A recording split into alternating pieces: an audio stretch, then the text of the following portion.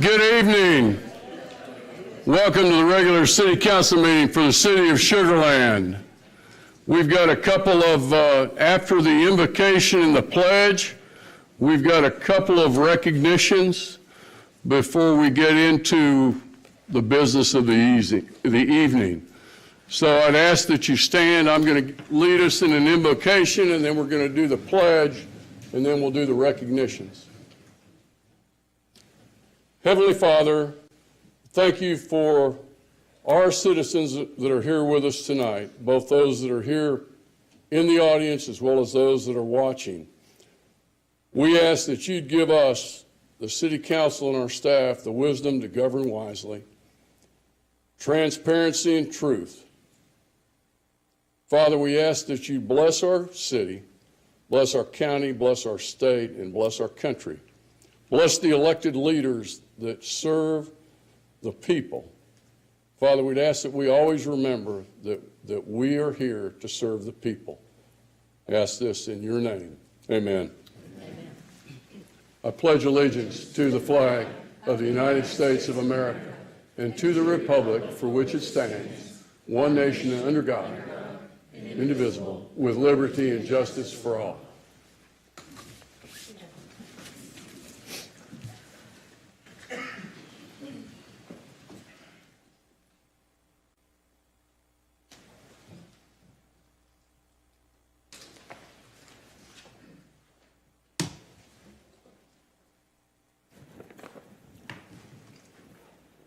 We've got a couple recognitions tonight. The first is, I think, very special. We have two people that I'm going to invite to the podium here. I'm going to invite Chuck Wolf and T.J. Callahan. And their family members, if they want to come up. I'm not sure that's going to happen.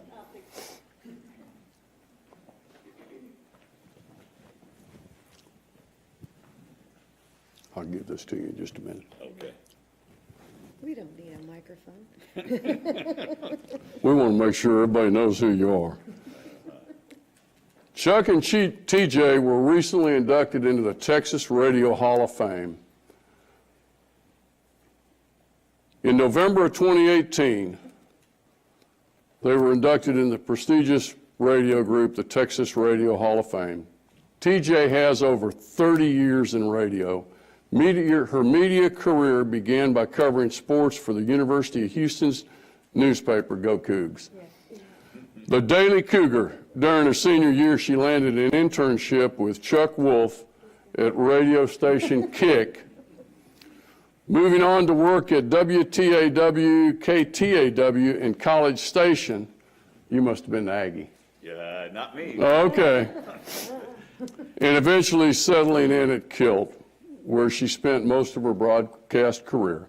She's now a member of the Houston Film Critics Society, a Houston metro area-based nonprofit organization of print, broadcast, and internet film critics, and is also a member of the Broadcast Film Critics Association, who produces the Critics' Choice Movie Awards.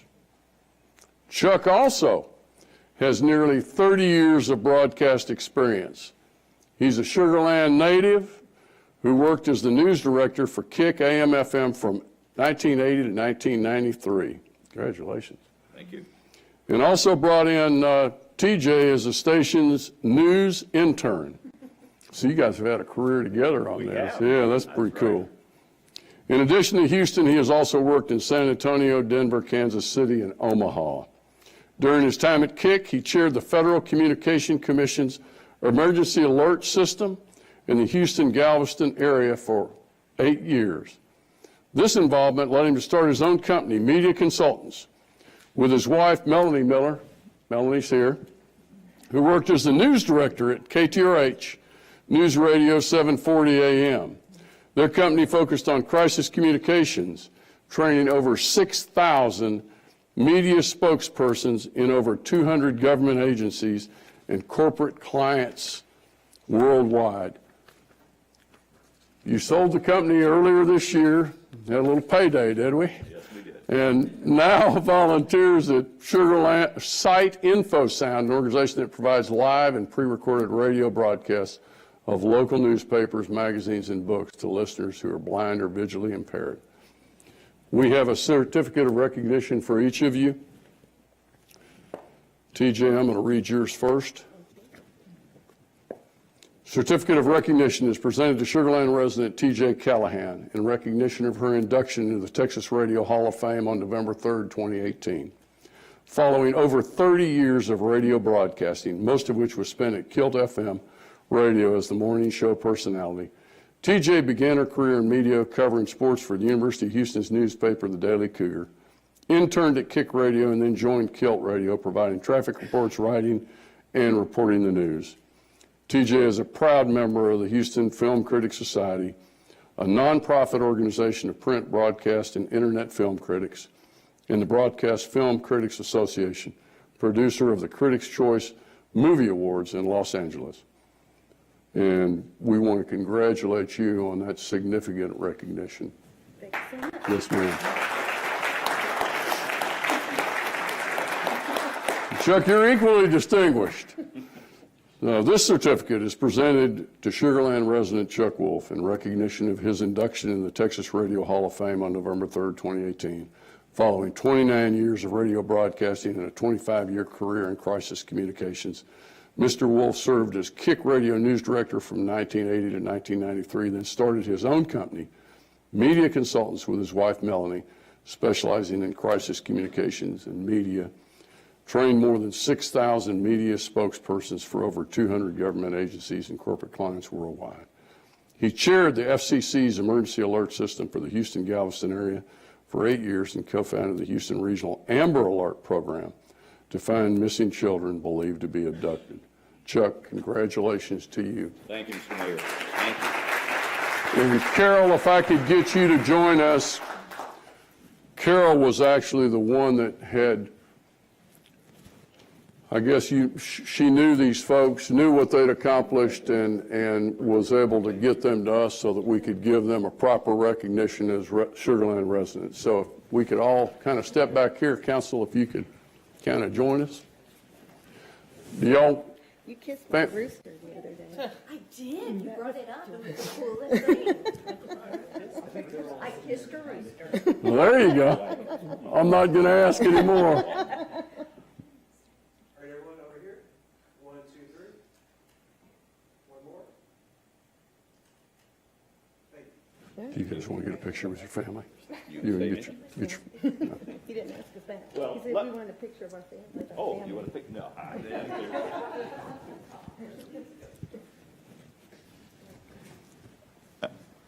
Mayor Zimmerman and City Council Member McCutcheon and all the other City Council members, thank you so much for your recognition of my induction and TJ's into the Texas Radio Hall of Fame. 1,700 lifetime members are part of the Texas Radio Hall of Fame, and we were part of a class of 18 other radio, news, and air personality broadcasters who were selected to be added to the Hall of Fame this past November. Yes, I am still proud to be a kicker. As our KIKK bumper sticker said, on a lot of pickup trucks in Fort Bend County, and a few BMWs too. As you mentioned, my wife Melanie was news director at KTRH News Radio when I was news director at KIKK, so we were competitors for many years before we got married and quickly moved to Sugar Land 27 years ago. So your honor tonight of me and of TJ certainly has made this a much sweeter recognition than we have had. We appreciate it very much. Thank you. Chuck, TJ, we're very proud of you guys. We're very proud of what you've accomplished in your careers, but also very proud of you being Sugar Land residents. Well, I've lived here since 91 and Chuck since 92, and we haven't even thought about moving. So definitely life is sweeter in Sugar Land. And we thank you so much for honoring us tonight. And if anybody listened to Kilt during the Hudson and Harrigan days, thank you. Thank you.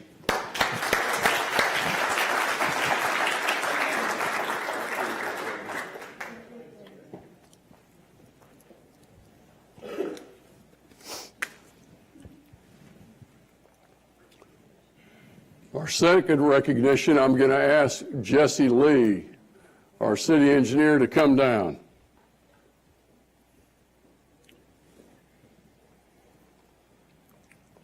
And this is in honor of National Engineers Week. Jesse, you want to tell us a little bit about that? Yes, thank you, Mayor.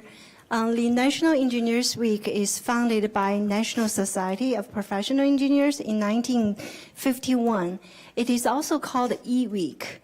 And the goal of this E-Week is to celebrate how engineers make a difference in our world and also to increase public dialogue for the needs of the engineers.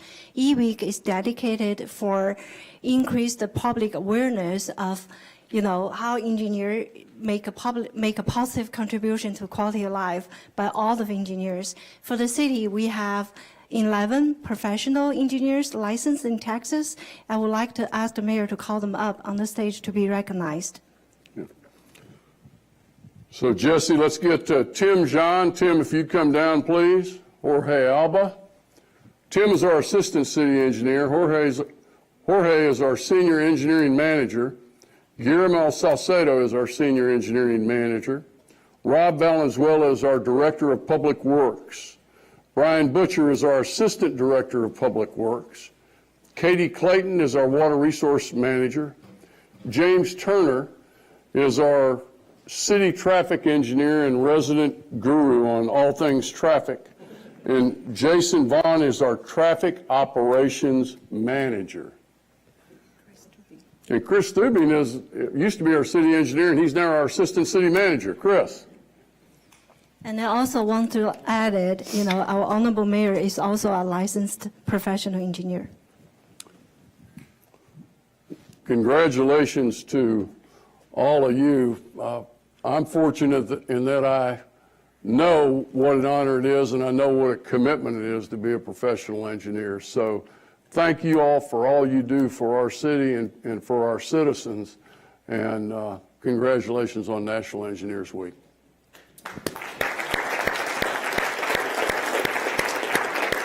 Now, if we step back and council would come in.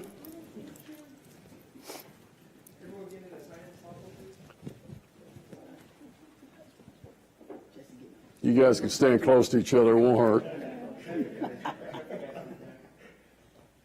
everyone look up here. 1, 2, 3. Great, one more. 1, 2, 3. Thank you. Thank you. Thanks, Jim.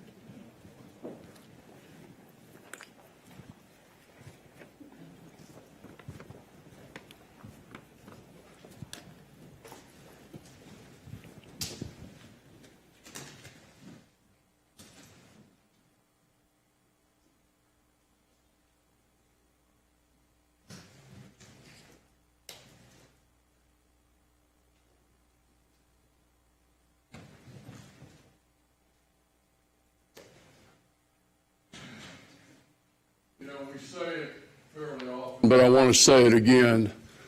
We have, the city of Sugar Land has the best workforce, the best employees, the best colleagues in any organization that I've ever been associated with. We're extremely proud of not only them, this is just kind of a snapshot of the talent that we have at the city of Sugar Land. So again, congratulations to all the engineers during National Engineers Week. Item number 1 is public comment. This is actually reserved for any item on the agenda that is not a public hearing. We do have a public hearing tonight. It's not till item number 7. So if you want to speak on item number 7, the public hearing, I'd ask that you wait until that time. If you want to speak on one of the other agenda items, I would ask you that to come forward at this time. We have one person signed up. It actually happens to be for item 7A. So Leon, I'll call you up when we get to that time. Is there anyone else that would like to speak on one of the other agenda items? Second call. And go ahead and close the public hearing and go to the consent agenda. Item number 3, consent agenda. All the items on the consent agenda are considered routine business. unless one of the council member wants to pull one of those items, in which time we'll pull that item, we'll take the other items as one item, and then we'll come back and staff will make a presentation. Council members okay with the consent? Motion approved, Mayor. Got a motion by Gandhi, second by Mitchell. I was getting there. Any other discussion? If you vote at this time, please.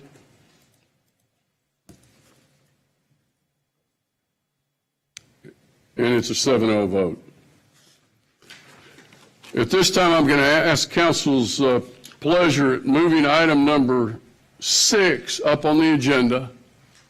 If council doesn't have a problem with that, we're going to go to item number 6, Imperial Redevelopment District Bonds, 6A. Consideration of an action on City of Sugar Land Resolution number 1902, a resolution of the City Council of the City of Sugar Land, Texas, authorizing the issuance of Imperial Redevelopment District Unlimited Tax Bond Series 2019 in the amount of $5,645,000. Jennifer Brown, our Director of Finance. Jennifer. Thank you, Mayor. Caught me off guard, throwing this out of order here. I just finished writing my notes on who to recognize for who's here representing the district, so let me start with that.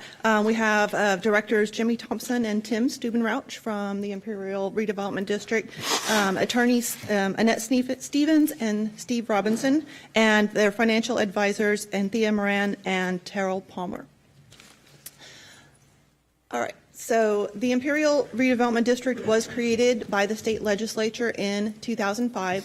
The district is similar to a municipal utility district, but has broader powers because it was legislatively created. The district encompasses approximately 746 acres. It's located east of Highway 6, north of Highway 90A, and south of Voss, and also west of Burney Road, roughly, in that area. And I'll show you a map here in just a moment. This area does include the Imperial Historic District, and is roughly concurrent with our Sugar Land Tax Increment Reinvestment Zone number 3. The redevelopment district, however, is a standalone entity. The district will never be dissolved by the city, will exist into perpetuity. The district debt is not a city obligation, and under the redevelopment agreement and city's ordinance or resolution, approving the district requires City Council to approve all district bond issues, and this is consistent with the council policy on in-city municipal utility districts. And so through the redevelopment agreement, the district agreed to comply with this, as well as all other applicable city ordinances. In looking at the total tax burden for residents in this district and comparing it to other new developments within Fort Bend County, the tax burden is actually about the same as what you would see in a lot of the newer areas that are developing out in Fort Bend County. And within this district, they have the added benefit of being within the city of Sugar Land. So they get our police protection, our fire protection, they're part of our water system, and they get all the benefits just of being a part of Sugar Land that you wouldn't get if you were out in an unincorporated area of Fort Bend County. So this is the map of the district, and I just want to orient you that north is facing to the left, to your left, just so that the map is it's very tall and it would be hard to read if I turned it the other way. So what we have here is Voss Road, Highway 6 running along the bottom here, and then 98 would be running up the right side. So it's a fairly large district, and a lot of the residential is primarily what's built out at this point. The whole development has been developed as a mixed-use community. There is a total of 151 acres developed as single-family residential. The home prices are ranging between $420,000 and $1.5 million. And other development within the area, there's 27 acres for the baseball stadium and related facilities, the Fort Bend Children's Discovery Center, and the Sugar Land Heritage Museum and Visitor Center is also located within the district, along with 14 acres of multifamily, which we have the ballpark apartments, and then Imperial Overture at Imperial, which is an over 55 community. The district, as of January 1 of 2018, had certified value of $222 million, and as of December 1st of 2018, the district estimates they have value of $269 million. The CAD is going through all the processes of doing the values again here January 1st, so that obviously will likely change soon. The district does have a Baa3 rating from Moody's, and the current tax rate is $1.10, of which 83 cents is paying debt service and 27 cents is going for operations and maintenance. This will be the 5th issuance of bonds from the district that are tax-backed, totaling $24.4 million is outstanding from the previous issues. They also have $4.845 million in contract revenue bonds that are outstanding.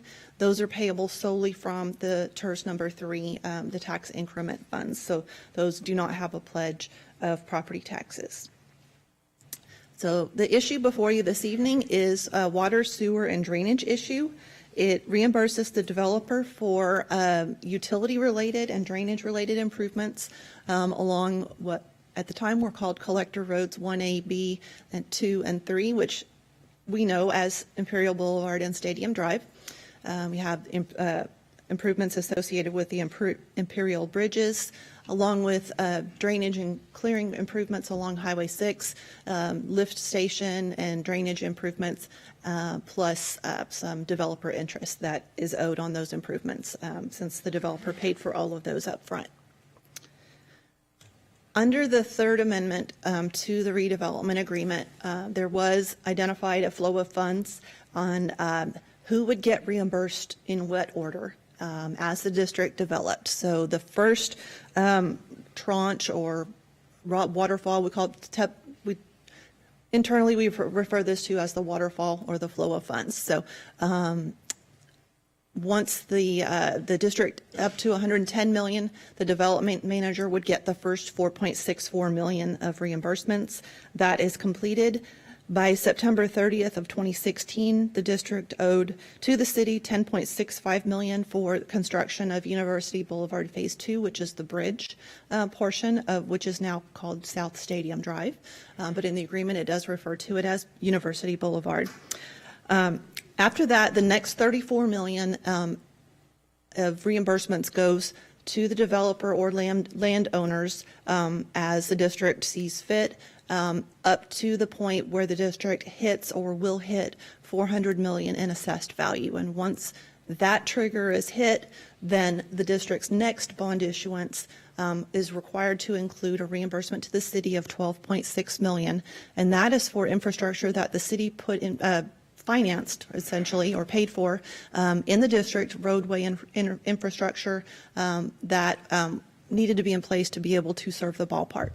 And so the Sugar Land Development Corporation and the Sugar Land 4B Corporation fronted money to install that infrastructure with the understanding that we would be reimbursed by the district at some point. And so this Third Amendment says that that will occur once the district hits $400 million in value. Additionally, there's a date certain reimbursement of $4.28 million, which is the district's share of University Boulevard or South Stadium Drive Phase 1, which was the portion from 90A to the north side of Nalco. So essentially that first phase. That is due by September 30th of 2020. And then anything after that, by September 30th of 2024, anything that is owed over and above those two amounts for University Boulevard would be reimbursed after that by September 30th of 24.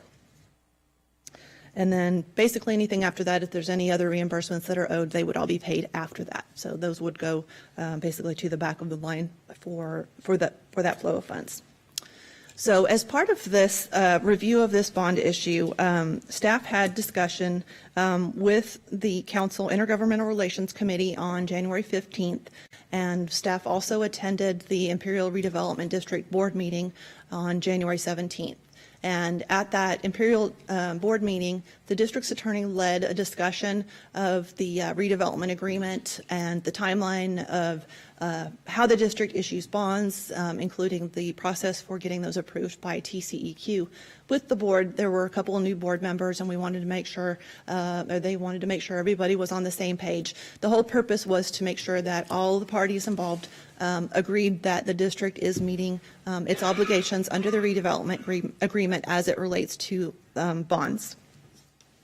And based on that discussion and the analysis that staff has completed, we have concluded that this issuance complies with the redevelopment agreement and the city's policies for debt issued by districts within the city limits, which is Resolution 11-07.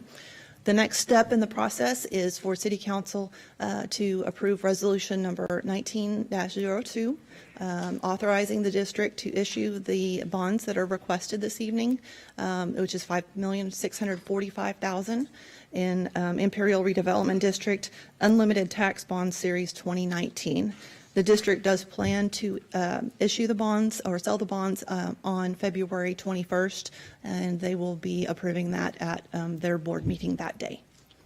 And with that, I'd be happy to address any questions or have some of the district representatives come up and address any questions that council may have. Thank you, Jennifer. I'd remind council that what we'd like to do right now is get any clarifying questions from staff, and then following that, if we have no more clarifying questions, then we'll take a motion, a second, and we'll have discussion among staff. Council members, any questions? Amy? Has this been brought to this area as well, and do they have any involvement with it one way or the other? This bond issue in particular is not impacted by the TERS. There's a tri-party agreement between the city, the district, and the TERS on the flow of funds from the TERS and how those funds will be used. Later, the district will be issuing additional contract revenue bonds that will utilize those funds. Okay, and then you talked about when the city starts getting money back. Do we have any anticipated idea of when this might be happening? It depends on development of the district. The trigger is $400 million in assessed value. Okay. Jennifer, you made some projections. If you go back to that slide, it shows. This is what's in the agreement. Right. Mm-hmm. And there's no timeline associated with the $12.6 million. It's all based on value. Right. Umesh? That it's in compliance with our policy. What is the policy? The policy states that the district will retire at least 40% of the principal in the first half of the maturity schedule for the bond issue, and that it talks to the structure of the principal, that there would be no undue weighting of the principal or backloading of principal to the end of the bonds or like balloon payments, and that the district would not be extending the bond issue, the maturity schedule. And this issue does comply with all of that. Okay. Motion approved. Second. I've got a motion by Councilmember Gandhi, second by Councilmember Young. Jennifer, I've got a couple questions. Can you have somebody address, I know we issued debt last year, and then we're having this issue now. Can you have somebody come up and address the timing of that so that council understands it? Mayor and staff and council, Steve Robinson with Allen Boone Humphreys Robinson. We are legal counsel to the Imperial Redevelopment District. As you can see, this is a more complex transaction between the city, your TERS, and the district than we typically have with our municipal utility districts. And there's a lot of history there, and we're happy to go into that for you. We do have a set of unusual circumstances. Most of these districts sell district bonds once or twice a year, really driven by the growth in assessed value, trying to sell bonds that when efficient based on growth. We are more complicated here in that we sell bonds that have different regulatory structure, meaning are bonds that are for water, sewer, and drainage, like these bonds, require, even though we're a management district, they still require the approval of the Texas Commission on Environmental Quality. And that is an uncertain timeline at best. We submit applications that usually take several months to prepare, and then we can have anywhere, usually from a 3 or 4 month to an 8-month period to get those processed through. Really, due to some circumstances beyond our control, our bond application in 2018 for these bonds was delayed in being filed. And so the decision that was made by the Finance Committee was we would go forward with part bonds in 2018, which we sold, and then sell the water, sewer, and drainage bonds in 2019. Now, typically, we would expect that bond application that we filed in September would not come out in some time in March or April. For reasons we're not really sure of, it came out extremely fast, in only about 60 days. And so although we had begun the issuance process for the park bonds and we went through that process in 2018, we had right behind it an approval that we really didn't expect to happen as quickly. And that's really why the timing is so close.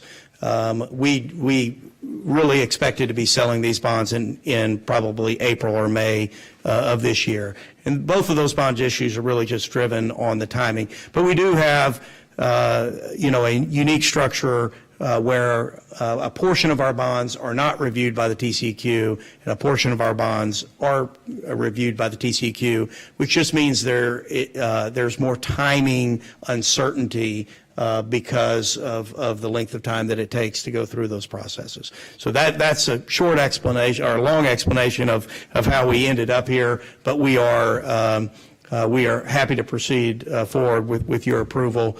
And as I mentioned to Joe, we do have new board members and we do have new city council members. Our firm and the financial advisory firms have been involved with the Imperial Redevelopment District. I think my first meeting on this was in either 06 or 07. There is a lot of history and a lot of structure. It is complex. We would be more than happy to go back with staff and do a workshop for y'all to go through this if that is a desire, because there is a lot of substance here, but we're happy to do that if that's of value. Steve, I think what I'm going to ask the city to do is to put together that workshop. As you said, we have some of our board members tonight. I think what's important about the redevelopment district is that we have now 3 residents that are on that board. Correct. Former Mayor Jimmy Thompson, we've got Jack Cluffel, and we've got Doug Turner of the residents. And then we also have some very experienced board members in Dennis Palmer and Tim Stubenrauch that also serve to balance out the board. So what I'd ask you to do is to work with both the developer and the district and the city, because we all 3 have a role in this, to bring council up to speed. I know I had a number of questions that were easily answered if you understand when the district was created in 2005, to cover all the way back to when the district was created, the projections that were made, what changes have happened, and then to go through the different agreements that have been in place. And I think that will allow us to be better prepared in the future as we deal with these. And we're happy to participate, to the extent requested by the city. Okay. Thank you, Mayor. We'll make that happen. Yep. Thank you so I've much. got a motion. I've got a second. Any other questions? Steve? Yeah, thank you, Mayor. I know that the developer is waiting a long time for reimbursement, and this is not going to cover the whole thing. Correct. But I would encourage you to continue to try to balance the need of the developer with the additional costs that are going to be borne by the taxpayers in that district, so that we maybe can spread this out a little bit. I understand the complications of this one, but there's only 300 homes or something there so far. Thanks. Bridget, have I asked you anything from the IG? Okay. Got a motion, got a second. If you'll vote at this time, please. And it passes a 7-0 vote. Thank you so much. Jennifer, thank you. Steve, Thank you, Jim. thank you. Jimmy, Tim, thank y'all for coming. Now we're going to move back to item number 4, contracts and agreements 4A. Consideration of an action on authorizing execution of an airport corporate hangar land lease by and between the City of Sugar Land, Texas and Sky Harbor LLC for approximately 4.085 acres at the Sugar Land Regional Airport. We have with us our Assistant Director of Aviation, Elizabeth Rosenbaum. Good evening, council members and Mr. Brinkley. I am happy to bring forward a new land lease for the airport. However, before I get to that, I would like to share with all of you the operational status of the airport. The airport has seen an increase in fuel sales since fiscal year 2016. Last year, we sold 3.2 million gallons, which is approximately 200,000 gallons over our original budget. And when compared to fiscal year 17, we saw a 4.5% increase. Our community corporate hangars are 100% occupied, and we have approximately 20 aircraft on our hangar waiting list. And when we speak to our customers, and what they've let us know is that they have an immediate need for hangar space and that they actually prefer to lease. Additionally, the airport is an increasingly important component to economic development. There have been several inquiries from Fortune 500 companies in the last year regarding hangar availability, and companies are starting to recognize the airport's position as the gateway to the Houston region, which benefits the airport, but also the city as well. At this time, I would like to introduce Tim Herr. He's an executive team member with Sky Harbor, and he is going to discuss what Sky Harbor does and how they started in the general aviation business. Elizabeth, before you get started, I'd also like to recognize Phil Safko, our Director of Aviation's in the back. Phil, thanks for coming tonight. Good evening, Mayor, City Council. My name is Tim Herr, and I'm a member of Sky Harbor LLC. We're a real estate development firm with a focus on aviation infrastructure, particularly aircraft hangars and other maintenance-related facilities. So I'm just going to quickly introduce our two co-founders. We have a history of real estate through Harry Macklow. He's a commercial real estate developer in the Northeast, and he has a decade of experience in real estate development, and he's also a longtime aircraft owner. Our other co-founder is Tal Kanan, who has a background in military aviation. He was a F-16 pilot in the Israeli Air Force. He has dual American Israeli citizenship. And he's been an active GA pilot and aircraft owner for decades. As for myself, I'm a former Navy helicopter pilot, although I actually have some fixed-wing experience as well. I got out, went to business school, and joined Sky Harbor for business development at airports around the country.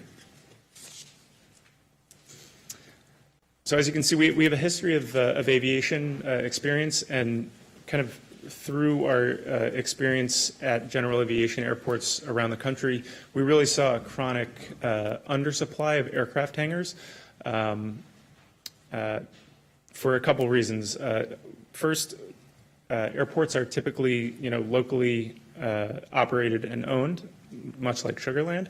And so funding is often in short supply, and any funding that is available to the airport, they like to direct to taxiway improvements and other airport infrastructure other than hangars. So typically we see hangars don't fill the need at local airports.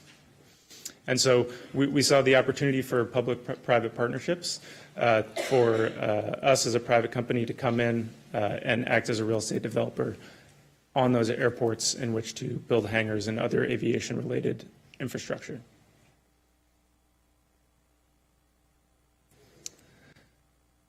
And that's pretty much my last bullet point there. So that's just a brief overview of who we are and what we do. And I'm available for any questions. Okay. Questions, council members? I'll make a motion to approve. Bridget. Sorry, Elizabeth is coming back up to finish. Okay. Elizabeth. I think Bridget has a question. Okay. Did you have additional presentation? Yes, I Okay. did. Yes. Thank you. Okay. This is a diagram of the airport, and as you can see, this is the terminal building here, and this is Taxi Lane Charlie. These are the two sites that that are included in the lease with Sky Harbor, and that's sites 5 and 6. There are two options that Sky Harbor has proposed to us. The first option is 4 exclusive use premium box hangars for a total of 40,000 square feet of aircraft storage with 10,000 square feet of office space. It includes parking and airside and landside hangar access. And then the second option includes 7 box hangars. The 2 end hangars can fit a Gulfstream 650, and the 5 in the middle can accommodate 5 smaller business jets like the King Air 350, a Sovereign, and a Citation 10. But an important note is that the airport will have the approval authority on the final design concept. The lease is in accordance with the airport minimum standards. The annual rate with the 2 sites is $88,968 annually. The term is a 30-year lease. It's a land lease and has an automatic rate increase of 10% every 5 years. The sites are approximately 4 acres. The rent commencement will start 8 months after the effective date or upon receipt of the certificate of occupancy. And constructions will start after 180 days after the effective date. This is a great opportunity for the airport. We don't want to have to use our capital to build new hangars. This lease will with Sky Harbor will help alleviate our customers' immediate needs for hangar space, and that the revenue from this lease we can put towards future airport projects. And this lease also supports the current work being completed on the airport master plan. We first introduced Sky Harbor to the Finance Audit Committee at the September 9th meeting, and the lease terms were discussed at the January 17th meeting. At this time, staff would like to recommend that City Council approve this 30-year land lease with Sky Harbor. With the completion of the hangars, Sky Harbor will bring in new base customers, which will bring in additional lease revenue and additional fuel revenue to the airport. Thank you, Elizabeth. Bridget. At the end of the 30-year lease, the City of Sugar Land owns the hangars, is that correct? It does have a reversion clause, Okay, yes. Thank you. Steve. Just want to comment that on both of the reviews of the Finance Audit Committee, it was unanimous that we support this project. Thank you, Steve. Amy? First of all, welcome to Sugar Land. We're thrilled to have you, and public-private partnerships really do work, and this should be a real example of that. But I do have some groundwork questions for you. What are we leasing? Do we lease the other areas, and how does what we're charging for this compare to what we're charging in the other areas, the other hangars? So the other hangars I'll go back to that diagram, are leased at the same rate. It's 50 cents a square foot, so it's exactly the same as this. That was one of the points I wanted to make. Okay. And then we're paying for building the hangar, or are they paying for building the They're hangar? paying for the building. So they're paying for it, and then they're paying us to lease it. Yes. It's a Sounds like a pretty good deal for Sugar Land. Yes. And Yes, ma'am. will then also, our fuel sales, we can expect to go up because more planes will be able to be there. Correct. So all in all, this is a That's win-win proposition for us. That's how we feel. Yes, ma'am. Okay, I go back to thank you for choosing Sugar Land. I did see all of the places you were looking at, and I'm excited that you chose us as your new home. Thank you. Bridget, thank you, Amy. They're paying lease to us for the land, correct? Correct. Not for Yes. the hangar? But Yeah, the hangar sits on yes, the land? it's a long-term land lease, yes. Okay, I just wanted to clarify that for Yes. the record. Anyone else? I made the motion. Do I have a second? Second. I'll get a second by McCutcheon.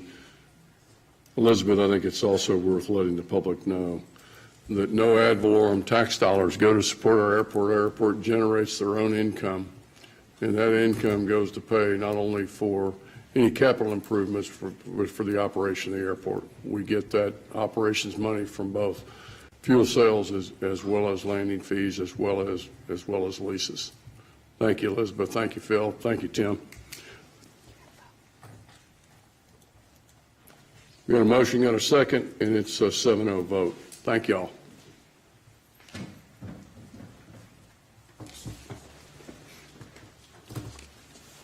Item number 5, ordinances and resolutions. 5A, first and final consideration. Consideration of an action on City of Sugar Land ordinance number 2150. An ordinance of the City of Sugar Land, Texas, calling an election for Saturday, May 4th, 2019, to elect a council member to single-member District 1, 2, 3, and 4, providing for early voting and for notice of the election, and providing for other matters relating to the election. Thomas Harris, our interim city secretary. Thomas. Good evening, Mayor and Council. Thank you for having me this evening. Tonight, I present before you the ordinance calling the election for the May 4th, 2019 single-member district election for 1, 2, 3, and 4. This is the election that will take place under the new redistricting boundaries that have been created. So the positions on the ballot, like I mentioned, are all the council place members 1, 2, 3, and 4. We'll talk a little bit about candidate filing. As you guys know, we're in the middle of applications for place on the ballot being submitted. And the election order, the other thing it also does, it establishes joint election services between us and Fort Bend County, in which the contracting officer would be the elections administrator for Fort Bend County. We'll talk a little bit about polling locations and early voting sites, as well as election day sites. Just a reminder that for early voting and election days, we use what are called super precincts or vote centers, which basically means that registered voters can go anywhere in Fort Bend County and cast an applicable ballot for their district. So for the early voting sites, so far, with all the entities that will be holding an election, the preliminary, there's identified 20 early voting sites, joint early voting sites. 7 of those are in the city of Sugar Land. The early voting locations, there are a few that are going to be open on the weekends. And the early voting period starts from April 22nd and ends on April 30th. So weekend early voting will occur on April 27th from 8 a.m. to 5 p.m. On the weekend, there are 18 total sites that are open. The ones that are listed there are ones that are open not only during the weekdays for early voting, but also on the weekend as well.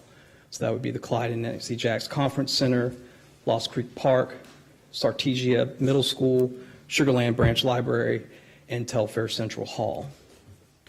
On election day, there are roughly identified about 59 to 60 election day sites, joint election day sites. 15 of those are in Sugar Land. Keep in mind these locations are subject to change because as the filing period ends on February 15th, that will let us know what the field looks like, whether or not we have some unopposed candidates. So there could be the possibility of canceling some elections in the districts. On late last week, you guys were sent an FYI regarding the canvassing and the oath of office.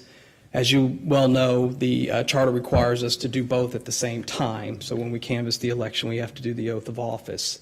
Little background, back, I believe it was in September of 2015, the legislature moved the election days, uniform election days in May from the second Saturday in May to the first Saturday in May. If memory serves me correct, I believe this was to try to avoid voting the day before Mother's Day, which didn't work out the next year because I think Mother's Day actually ended up falling on Election Day or the weekend of Election Day. But anyhow, nonetheless, that's what's kind of caused a shift with the canvassing of the election. So after the election closes on May 4th, we have between 3 to 11 days to canvass and swear in our officers.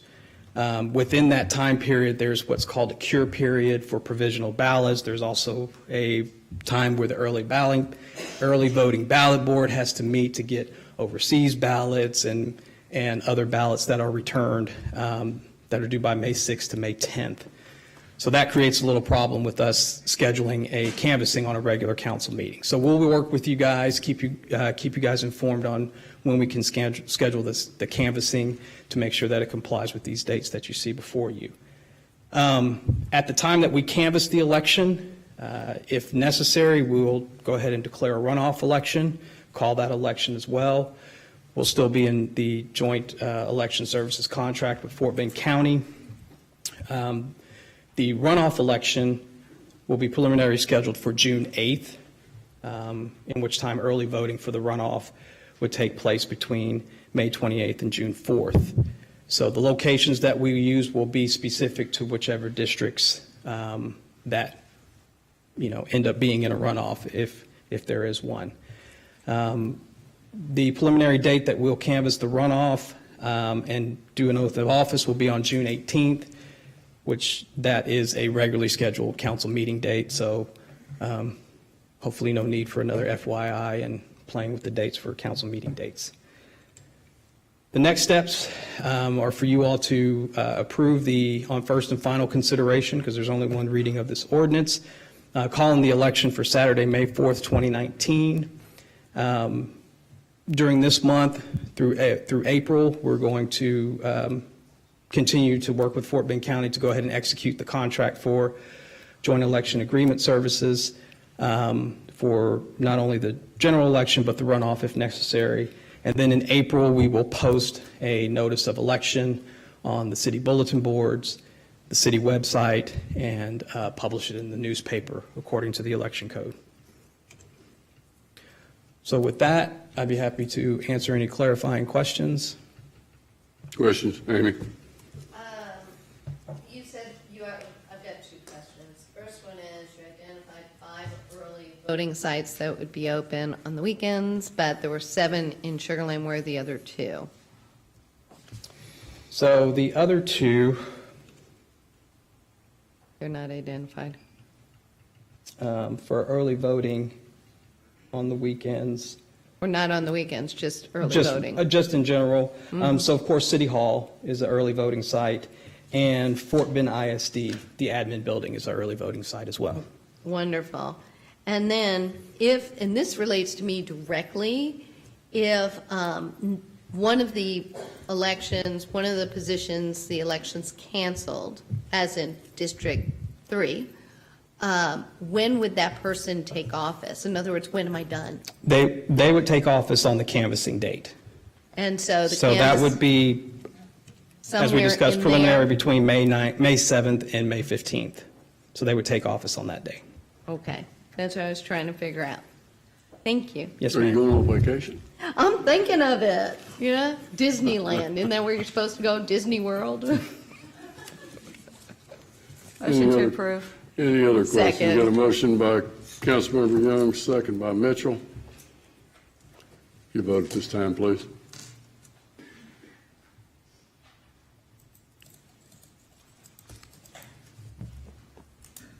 And it passes 7-0. Thank you. Thank you, Thomas.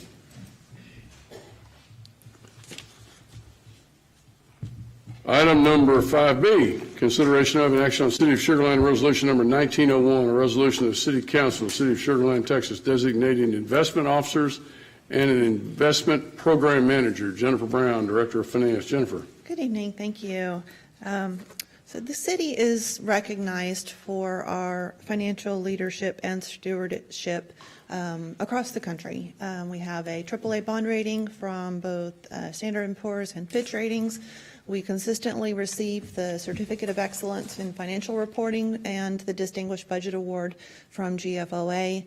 And we're also recognized by our residents. In the last citizen survey, 93% of respondents were satisfied with the value that they were receiving for their tax dollars. In today's environment, increasing citizen engagement, transparency, and accountability is more important than it ever has been before. So in the last year, we have increased our efforts to put information out where the public can see it and learn. We created a whole website about the fiscal year 2019 budget process. We did increased social media presence. We did videos, anything we could to engage the public. We also have a financial transparency website where we're posting our monthly financial reports and our investment reports, and including our monthly sales tax analysis. And there's our fun graphic of your tax dollars at work, so you can go in and look at the different departments in the general fund, how they're funded, where we get our money, things like that. The city's also implemented the goal measures dashboard, so we're improving our accountability there as well, and how we're making efforts toward the council's goals. This resolution falls under the Public Funds Investment Act, and the city's whole investment program is governed under the Chapter 2256 of the Local Government Code, which is referred to as the Public Funds Investment Act.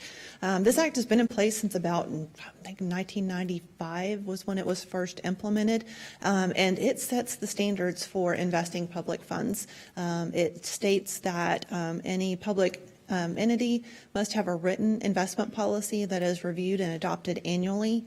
We must have designated broker-dealers who are approved by the City Council.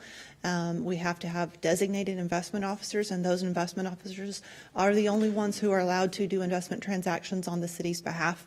It puts in place a minimum reporting requirement of at least quarterly. Now, we do monthly reports, but under the Act, it's at least quarterly reports that must be done. And it also sets in place minimum training requirements for those investment officers. We do review our investment policy annually. That will be coming here in the next couple of months. The city's investment policy is more restrictive than state law. There are some types of investments that are allowed under the Public Funds Investment Act that we as a city are not comfortable with, and so we have not allowed those under our investment policy. An example would be commercial paper. Where we have not felt comfortable with that. So that is not allowed under our policy. And the state also allows a longer maximum maturity than we do as a city. So we currently have a maximum 3-year maturity. Investment officers are required to receive at least 10 hours of authorized training every 2 years. We conduct a request for qualifications for broker-dealers every 2 years. And those broker-dealers are approved annually as part of the investment policy review. So the item before you this evening is revisions to the investment officers. I did review this with the Council Finance Audit Committee at their meeting on January 17th. We will be retaining Alka Shah and Rosita Bouchon as investment officers and adding myself back on as an investment officer with the recent departure of Mr. Alderetti from the budget office, and he was our third investment officer. So we've tried to maintain 3 investment officers consistently so that if one person's out, it takes 2 people to do a transaction. So it's best to have 3 people that are designated. And the committee concurred with staff's recommendation. And so over the next couple of months, you will be seeing the recommendation. We're going to be putting out the RFQ for broker-dealers, reviewing those qualifications as they come in, and making a recommendation to City Council. Those have to be approved by resolution. You'll also see the investment policy and strategy, and we'll plan to bring all that forward at once, and we'll run that through the Finance Audit Committee first. So that's what's coming for the investment program over the next couple of months. With that, staff recommends approval of Resolution 19-01, designating investment officers and investment program manager. And with that, I'd be happy to take any questions. Anyone from Finance and Audit want to comment? Carol. Yes. Jennifer, I don't have much voice tonight, but thank you for all that you and the Finance Department do. You do a great job, particularly with respect to increased transparency. And yes, I just want to say this was reviewed with the Finance Audit Committee, and we concur with the recommendation. I make a motion to approve. Steve. Yeah, I may have misunderstood Jennifer when we went through this. I thought you were going to be kind of a temporary until we replace your staff member. Yeah, the intent is that we will get someone trained and in a position where I feel comfortable putting someone else in this position. Yeah, My intent is not to stay an investment officer of the city forever, although I've done it for about 25 years, but it's not what I need to be doing. And so this, eventually I would be replaced hopefully by the Assistant Director of Finance once I get one on board and in place to where they're comfortable with the city's finances to be able to take on this responsibility. Okay, and I'm going to say something, and I'm going to preface it by saying that I've worked with you for 6 years now. I have nothing but the highest respect for you and your integrity and how much you've given to this city. Would I be correct in saying that the program manager is the one that does the QA over the investment advisors? The investment officers? Yes. Yes, the manager, which I would stay as the investment program manager, is responsible for the management of the entire program, yes. Yeah. Oversight. So from just a separation of duties standpoint, I'm going to encourage our acting city manager to post haste, try to find the right person to fill that vacancy so we go back to you're reviewing, you're not actually executing. Nothing I'm worried about, just No. Agreed. something we probably ought to have. Comments and concerns are duly noted. Thank you. And I'm not applying for the job. Anyone else? Got a motion by McCutcheon, second by Mitchell. Vote at this time, please.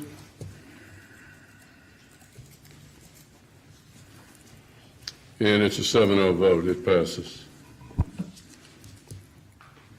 Item number 7, public hearings.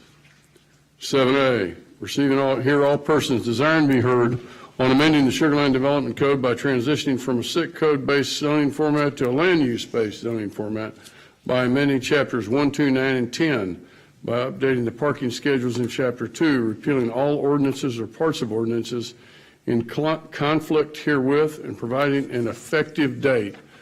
Kind of the way we're going to handle this is Ruth is going to give us a presentation, Ruth Lomer. Then following that presentation, we will go into a public hearing. We'll get comments from the public, and then following that, we'll direct staff clarifications, and then following that, we'll take motion and action.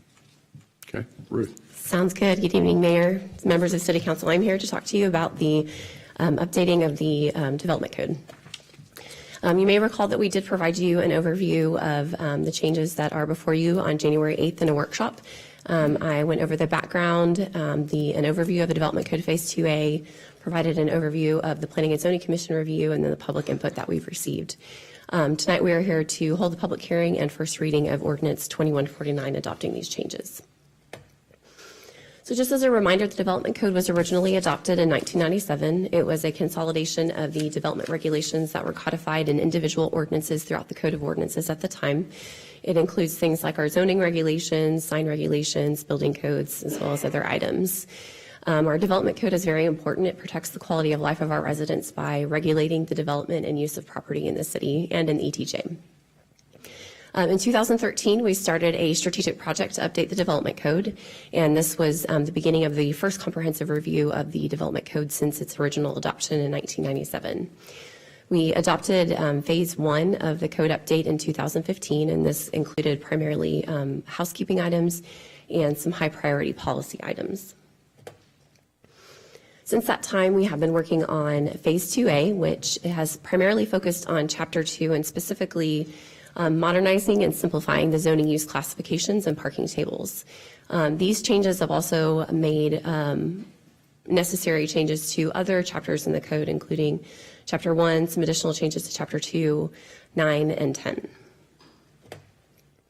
As you may recall from our previous review, the goals of the update were to modernize the use classifications, consolidate requirements into the use tables that were scattered into other places in the code, formalize and codify some commonly placed restrictions, and revise some requirements based on our experience in applying the code over the last 20 years.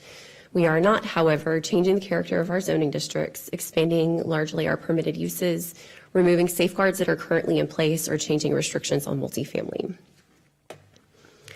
So that first goal is to modernize the zoning use classification tables.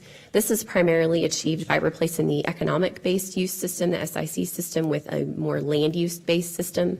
This will make it more user-friendly and understandable to the average citizen and business owner. And SIC is Standard Industry Code. Standard industrial classification. Right. Yes, sir. Excuse me. We also wanted to consolidate some of the requirements that are in other parts of the development code directly into the use tables, such as definitions for land uses, as well as bringing the parking into the use tables. We wanted to formalize and codify some commonly placed restrictions and conditions that have come about over time, including some new requirements for uses that are allowed by right, and also those that still require conditional use permit. And then finally, we wanted to revise our requirements based on our experience in applying the code for the last 20 years. Some of this included better reflecting the parking demand and what's actually required, and then changing some of the units of measurement for parking so that they're based on a definitive constant factor instead of an undependable unit that changes over time. The Planning and Zoning Commission did extensive review of the draft changes, and they generally concurred with staff recommendations. They had a few changes that they asked to make, and we made those, and they ultimately unanimously recommended approval of the draft changes on November 13th. Throughout the process through the Planning and Zoning Commission and City Council, we have had a goal of being transparent, and so we've used a variety of communication tools to let the public know about the update process. And the result of those that outreach was not a whole lot of public input, but we have received some, and some of it was supportive of the changes. However, most of the inquiries or comments that we received were not really directly related to the draft changes at hand. So there weren't any substantive changes that resulted from the comments and inquiries that we received throughout the process. So tonight we are here to hold the public hearing, and all the requirements for the public hearing have been met. And then the Planning and Zoning Commission and staff do recommend approval of Ordinance 2149 on first reading. And then pending your decision tonight, we anticipate bringing this back for your second reading on February 19th. And I will be happy to answer any questions following the public hearing. Thank you, Ruth. At this time, we're going to open the public hearing. Receiving here all persons desiring to be heard on the amending Sugar Land Development Code by transitioning from a SIC code-based zoning format to a land use-based zoning format by amending chapters 1, 2, 9, 10, and updating the parking schedules in chapter 2, repealing all ordinances or parts of ordinances in conflict herewith, and providing an effective date. We've got one individual, Leon, welcome. We had one person sign up, but certainly if other people want to speak after Leon, you're welcome to do that. If you just come down and let Thomas and Coretta know, then we'll get you ready to go. Welcome, okay. Leon. Okay, my name is Leon Anheuser. I live at 164 North Hall Drive, Sugar Land, Texas. And I want to start out by talking about the parking designation of 2 people on a residential location. In our particular subdivision, we require 4, not 2, 4. And suddenly one day, because our streets are narrow, and we like to keep people off the street if we can. So this is an upscape design, and that's a certain way that we have.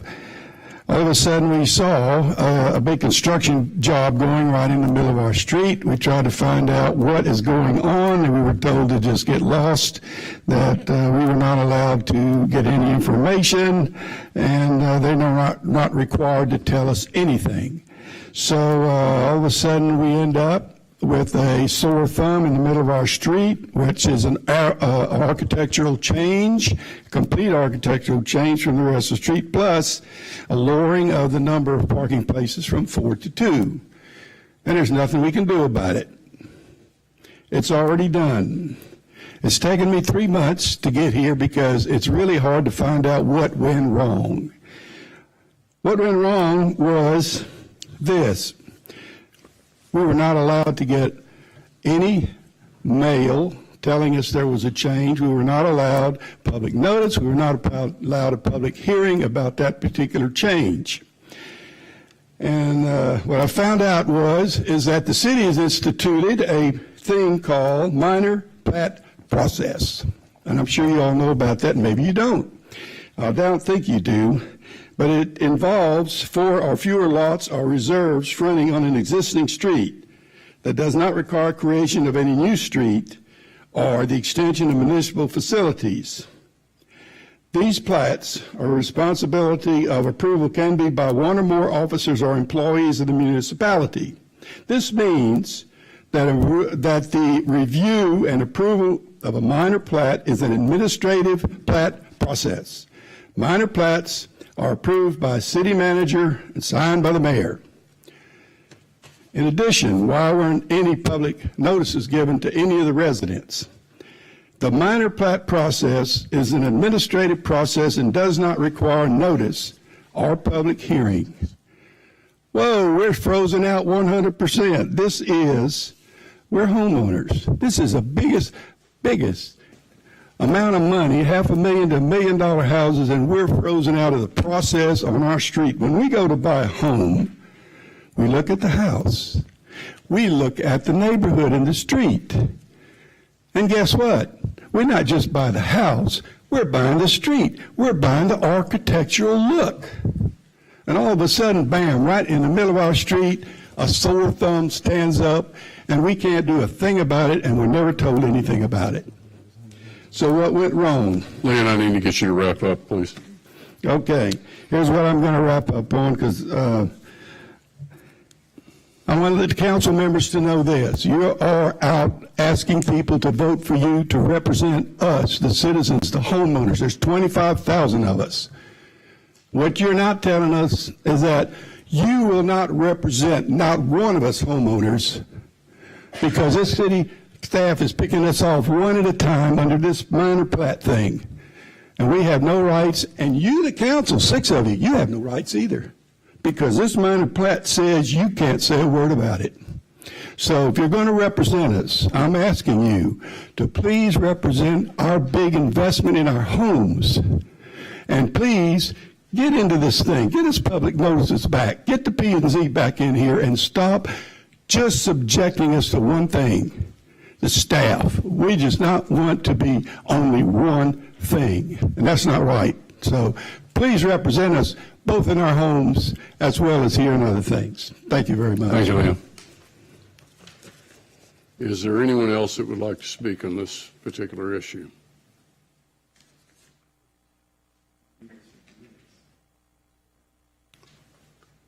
Ruth, if you'd, Ruth, Lisa, whoever wants to come up. And we'll now, I'm sorry, close the public hearing. Sorry. We've called twice. No one else wanted to speak, so we'll close the public hearing. Thank you, Meredith. And now we'll open it to questions from council members. Amy? Mr. raised some issues, and I don't know if the issues he raised are even issues before us tonight, and I love Mr. Anheuser's, but I want to make sure we address those concerns. Does the land use plan that what we're doing right now, this Sugar Land Development Code change, does it address minor plats? No, ma'am. That's a separate issue? Yes. And us doing anything on this will have no impact on what he's That's talking correct. about? Okay, because I do think notice is really important, but if that's not before us, there's nothing we can do about it. Right. The only issue we have is changes to the development plan, and which has been gone over by P&Z, and you went through it quite in a very detailed way, and I appreciate that. Right. Okay. Sorry, Leon. If it's not before us, we can't do anything. Yeah. Okay. That's in the Thank you. subdivision regulations, which is Chapter 5 of the Development Code, and we're not making any changes to Chapter 5 with this ordinance. Thank you. Well, maybe we need to look at it at some other time so we can make sure people do get notice, but that's not the issue before us today. Bridget? Okay. Mr. Anheuser did talk about parking, and parking is part of this. Is this just commercial parking we're dealing with?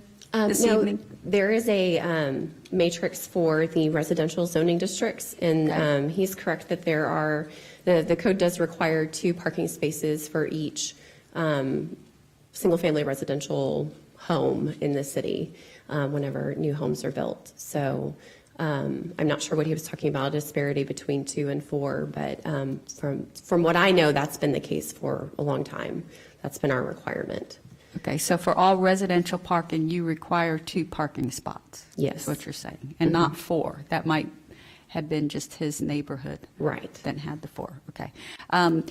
Would you please, because I know parking is a concern for a lot of our residents, especially in our medical areas. They can't find parking to go to their appointments and so on and so forth. Are you able to explain those changes and how those will be better for our residents? So there are several uses that you could probably classify as medical. A doctor's office, for example, is under the clinic category, and that parking requirement has not changed. We have not decreased the requirement. It's 1 for every 200 square feet. I believe that we increased the requirement for hospitals and also for more like long-term acute care facilities. That's a new use that wasn't there before, that we have now included in the table. And so how we would have classified that previously, the parking has increased from that ratio, if that makes sense. So there are some of the medical categories where we have increased the parking. I would not want to say that it is in all of the categories, but there's at least some that we have increased the medical requirement. Have we decreased any requirements for parking? There are a handful of uses that we did decrease the parking for. I'm not certain if medical was any of them. I'd have to look, and it would probably take me longer than you want to wait for me to that's look right now, but we can follow up with you on that if you would like. Yeah, I think that's the only thing I'm a little fuzzy on is how did the parking change? Did it Okay. make it, not just for medical, but, you know, For all the if we uses. go to a shopping center and I can't find a parking spot, I'm not going to shop there, and then I'm not going to spend my money there. So I just want to understand what we did with parking. Is it improving parking within the city? Was that the intent, was to improve the parking? Where we were aware of problems, we attempted to address them. For example, with places of worship, we're aware that there are some issues, and so that is one where we did recommend an increase. There are some cases across the city where you may have a shopping center that meets the requirements and is not very popular, and so you can always find a parking spot. Or there is another shopping center where there are several businesses that are just very popular, and so you can't necessarily park for those situations. And so there's kind of a balance between providing enough parking, but not providing so much that it goes unused, and then it's not useful, a good use of the land and of our, what's our limited land that we have. Yeah. So we did attempt to make adjustments where we were aware of problems, but I can provide you with a summary of the kind of changes to the parking if that would be helpful. Appreciate that. Thank you. Thank you. Steve? Thank you, Mayor. Several questions. First is the concern about two versus 4 parking places.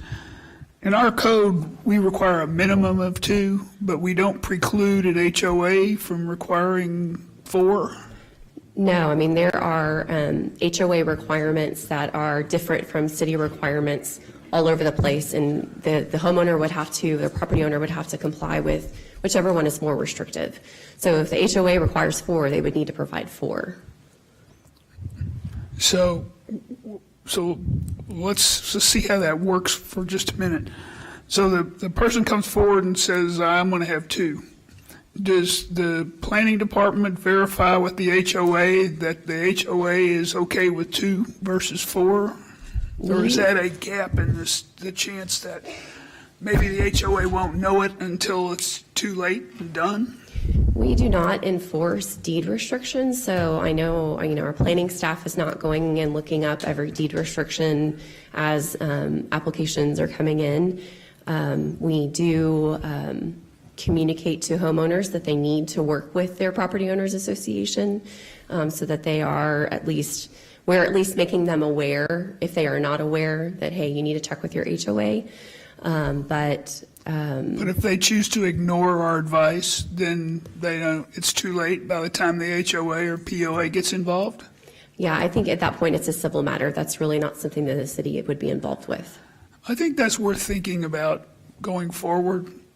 That sounds to me like a gap that the HOA, just like our public speaker has mentioned, the HOA would be the last to know, and it would be too late by the time, if nobody in the neighborhood knows, how's the HOA going to know? That's just a question I think is worth thinking about. From a parking standpoint, I thought we were also including meeting places and increasing the amount so they don't overflow into surrounding areas, right? Yes, there is a new category for assembly facilities that better represents that kind of use than what our previous matrix did. I do believe that is an increase in parking. I can check that if you hold on for 1 minute.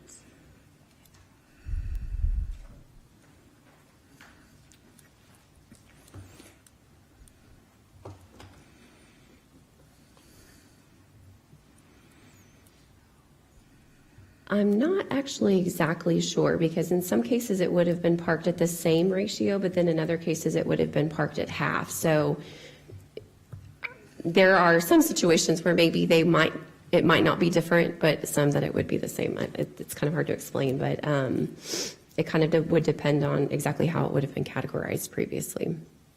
So. Well, certainly the biggest offenders on the north side are churches and schools. Mm-hmm. So my hope is if we get any more, that they'll have more parking requirements. We did increase the parking requirement Mayor, for you've given me the places evil of eye, worship. so are we okay with conversation? Your conversation's on track. I just wanted the opportunity to reiterate the city does not have the legal right to enforce deed restrictions. Okay. Go ahead. Sorry, Rick. That's disappointing. Okay. Thanks, Ruth. I got one. Mayor, this is still clarifications. This is not council to council time. Yeah, this is clarifications of staff. Okay.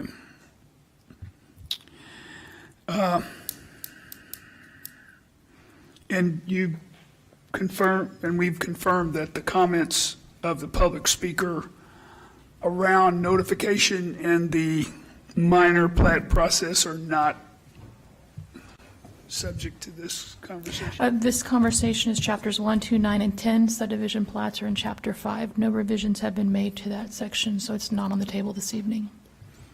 Okay. Thank you, Ruth. Thank you, Mayor. Thank you. Doug, I'm going to ask that staff, that you all take a look at the minor plat and through an FYI, that was your suggestion, and then through some kind of a workshop. It's been a long time since I've been on the Planning and Zoning Commission. Quite frankly, I don't remember the details of the minor plat provision, so we probably need to get familiar, and then council will make a decision if something needs to be revised. Well, we'll make that happen, sir. All right, thank you. Okay, any conversation that needs to occur among council members? Steve? Yeah, I would just add on to your last comment. Pardon? You need a motion. Okay, let me go to the consideration, then we'll come back to you, Steve. So first consideration of an action on the City of Sugar Land ordinance number 2149, an ordinance of the City Council of the City of Sugar Land, Texas, amending the Sugar Land Development Code by transitioning from a SIC code-based zoning format to a land use-based format by amending chapters 1, 2, 9, and 10 by updating the parking schedules in chapter 2, repealing all ordinances or parts of ordinances in conflict herewith, and providing an effective date. Do I have a motion? I've got a motion by Mitchell. I've got a second by McCutcheon. Now, Steve. Since the public speaker raised some questions, can we address some of the things that were raised? As regard to parking, yes, sir. Regarding the plat, no, sir. No plat? Plat is not on this agenda item, but I do believe we have received direction from the mayor to have a workshop in the future, at which point we will address it. Okay, well, I'd like to say the workshop is sooner rather than later, or at least if it has to drag out, maybe the spring retreat. There's already 3 of us, I think, that have been spoken to by him, so we can only do this in public meetings somehow. Well, the goal would be to get closure sooner rather than later. Okay, thank you. And it's going to start with an understanding of what it is, and then we can decide And where we're why. going to go. There may be a good reason, but I Right. don't. Right. Okay, I've got a motion, I've got a second. If you'll vote at this time, please.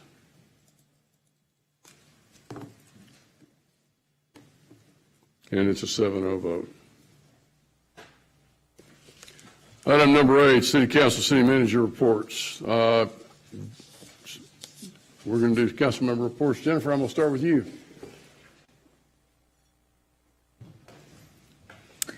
Hi there. Well, today I attended a Commissioners Court meeting. I attended the Steve Griffith retirement party with Mayor and Councilmember Porter and Ms. Mitchell. Went to the Fort Bend County listening tour at U of H and the Fort Bend Cares event, the Moroccan Nights, and the Houston Galveston Area Council luncheon with Councilmember Porter to discuss our economy. Steve. I would only add that Councilmember Gandhi was also at our economic luncheon, went to the India's 70th Republic Day celebration. It was quite amazing, very fascinating cultural event. And attended a Fort Bend Cambridge Chamber of Commerce fundraiser coming up. We've got a HOA meeting at Imperial. Houston Galveston Area Council Award coming up for a park development in Mayfield Park. Very excited about that. And with the mayor, we have a meeting coming up with the principal of Harmony School and several committee meetings. Thank you, Mayor. And you got an HOA meeting. Carol. Okay, to add what my colleagues have already mentioned, I attended the Harmony Science Academy STEAM Festival, and that's STEM plus art, and the students showcased their science projects, and they did a really, really great job. And then also the council members welcomed the new members to our Sugar Land 101 class. Amy. Okay, along with, I'm going to miss Steve Griffith. It's going up, neck collar and all. He did a great job. I went to Alan Owen. He was the mayor of Missouri City. There was an appreciation reception, which you went to as well, Mayor. He served for many, many years, and he's no longer the mayor. So I love that that was done for him. And I went to the Jim Rice kickoff, as well as the other things which people have talked about. Jim, we have been working closely with the school district, and he's certainly been an exemplary leader and you actually did a great job speaking about him, Mayor. So it was good to see such support for a man who we have worked very well together with as a city. The rest of it, people have covered. Okay, thanks, Amy. Commissioner. Yeah, I think everything's been covered, Mayor. Bridget. Everything's been covered. I'm just going to bring up one thing, and it's a recognition of Steve Griffith. He was here for 23 years. And when you look at what he gave to the city, it was really extraordinary. We've all sent him off. He and Wendy are probably off driving in the motorhome now on vacation somewhere. But I think it's worth just recognizing him and the contribution he made. We will miss him. We've got in his place Doug Brinkley. He's on the podium, the dais with us tonight. He's been, we look forward to his many contributions, and he's had many already. So again, we benefit from the extraordinary skills that our staff has and the depth of our bench. Doug? No report for me this evening, sir. There we go. That's not too bad.